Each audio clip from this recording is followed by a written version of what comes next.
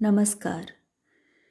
Doctor वंदना रस्तोगी, सह आचार्य Sanskrit, BND राजकीय कला महाविद्यालय चिमनपुरा द्वारा MA संस्कृत उत्तरार्ध की इस कक्षा में आप सबका स्वागत है। विद्यार्थियों, आपके पाठ्यक्रम में पंचम प्रश्न पत्र के विकल्प के रूप में संचालित आधुनिक संस्कृत साहित्य नामक प्रश्न पत्र के अंतर्गत हम राजस्थान के प्रमुख आधुनिक संस्कृत विद्वानों के विषय में अध्ययन कर रहे हैं। विगत कक्षा में हमने पंडित मोतीलाल शास्त्री जी के विषय में चर्चा की थी, जिन्हें वेद वीथि पथिक की उपाधि से विभूषित किया जाता है। आपके जीवन परिचय और शिक्षा दीक्षा से हम अवगत हो चुके हैं। साथ ही हमने ये भी जाना कि किस प्रकार गुरुवर पंडित मधुसूदन ओझा जी के सानिध्य में आने पर आपके जीवन की दिशा ही बदल गई और आप वैदिक ज्ञान विज्ञान के अध्ययन एवं प्रचार प्रसार में पूर्ण समर्पण भाव से संलग्न हो गए। आपके द्वारा दिए गए वेद व्याख्यानों के व्यापक प्रभाव की चर्चा भी हमने की। इसी क्रम में आज हम आपके कर्तृत्व एवं विद्वत कार्यों के अंतर्गत आपके सुप्रसिद्ध सुविख्यात व्याख्यान पंचक के बारे में रोचक जानकारी प्राप्त कर लेते हैं।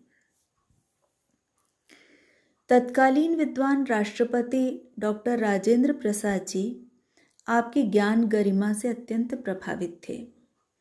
महामहिम राष्ट्रपति महोदय के कथनानुसार पंडित मोतीलाल शास्त्री की ज्ञान चर्चा में भारतीय संस्कृति की कुंजी सन्निहित है, अर्थात आपके ज्ञान चर्चा के माध्यम से भारतीय संस्कृति के गहन रहस्यों को सहजता से जाना जा सकता है।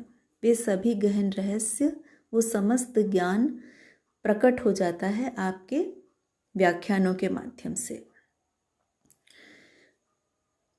राष्ट्रपति महोदय के आमंत्रण पर आपने राष्ट्रपति भवन में वेद विज्ञान विषयक वैदुष्यपूर्ण 5 व्याख्यान प्रस्तुत किए।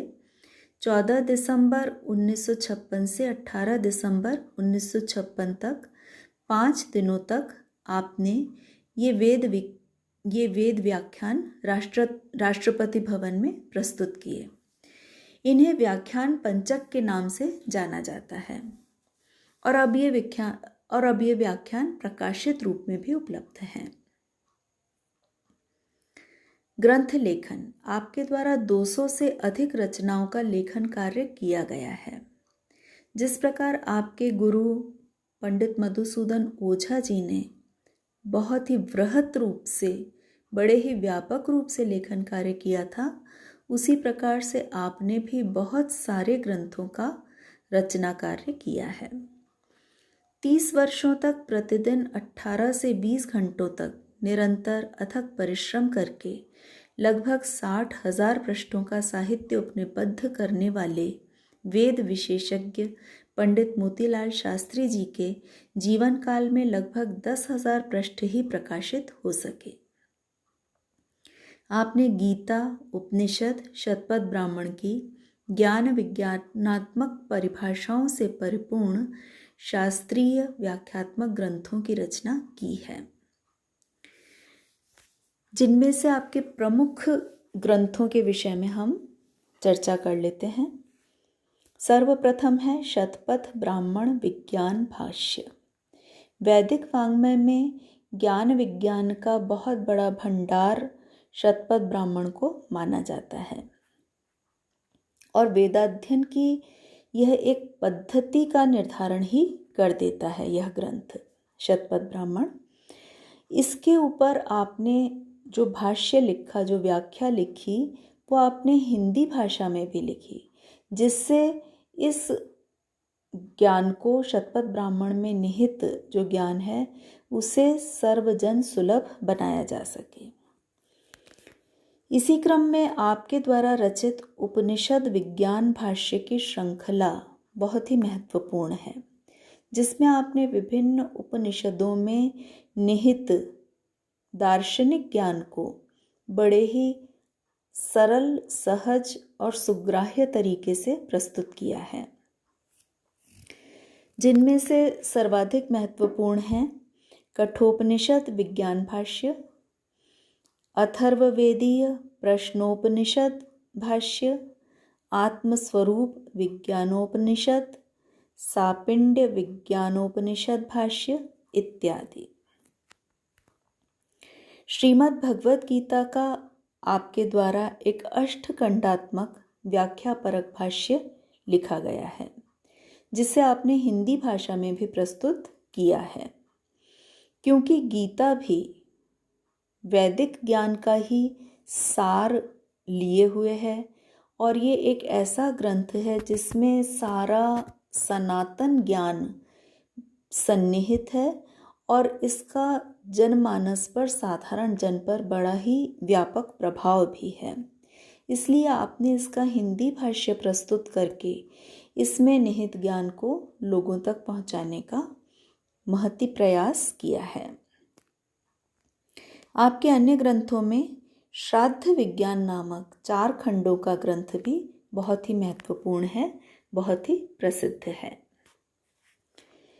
वैदिक वाङ्मय तथा दर्शन शास्त्रीय विवेचनाओं से युक्त ग्रंथों के साथ ही आपके द्वारा सांस्कृतिक उद्बोधन से परिपूर्ण रचनाएं भी सृजित की गईं। भारतीय संस्कृति के पुनरुत्थान के उद्देश्य से सृजित इन प्रेरणास्पद रचनाओं की मौलिक एवं विचारोत्तेजक उद्भावनाओं ने जनमानस पर गहरा प्रभाव डाला। जैसे सत्ता निरपेक्ष संस्कृति शब्द एवं सत्ता सापेक्ष सभ्यता शब्द का चिरंतन इतिवृत्त, इस विषय पर आपने विचार व्यक्त किए हैं अपनी रचना में। इसी तरह से भारतीय हिंदू मानव और उसकी भावुकता, यह आपकी रचना बहुत ही प्रसिद्ध है और जिसके बारे में हमेशा विद्वत वर्ग में चर्चा की जाती है। अनुवाद कार्य भी आपके द्वारा संपन्न किया गया। पंडित मधुसूदन ओझा जी के दुर्बोध ग्रंथों के हिंदी अनुवाद कर आपने उन्हें सुग्राह्य सुबोध बनाकर प्रस्तुत किया। जैसे शतपथ ब्राह्मण विज्ञान भाष्य का हिंदी अनुवाद अत्यधिक प्रसिद्ध हुआ है। स्वयं वेदाध्ययन करके आगे भी अन्य लोग भी वेदाध्ययन के लिए प्रवृत्त हो सकें, प्रेरित हो सकें, वेदाध्ययन का प्रचार प्रसार आधुनिक युग में भी किया जा सके, इस उद्देश्य से आपने अपना पूरा जीवन तो समर्पित किया ही, साथ ही आपने मानवाश्रम नामक एक शोध संस्थान की स्थापना जयपुर में की।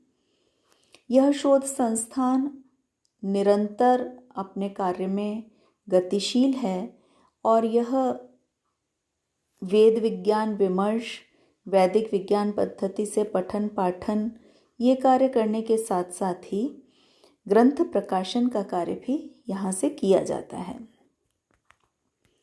वर्तमान में पंडित मधुसूदन ओझा तथा पंडित मोतीलाल शास्त्री के अप्रकाशित वैदिक वाङ्मय के प्रकाशन का कार्य मधुसूदन ओझा शोध प्रकोष्ठ जोधपुर विश्वविद्यालय द्वारा, राजस्थान पत्रिका प्रकाशन जयपुर द्वारा, मधुसूदन ओझा इंस्टीट्यूट ऑफ वैदिक स्टडी एंड रिसर्च, जिसे श्री गुलाब कोठारी द्वारा 2005 में जयपुर में स्थापित किया गया, और मानवाश्रम शोध संस्थान, जिसकी स्थापना स्वयं मोतीलाल जी के द्वारा ही की गई थी।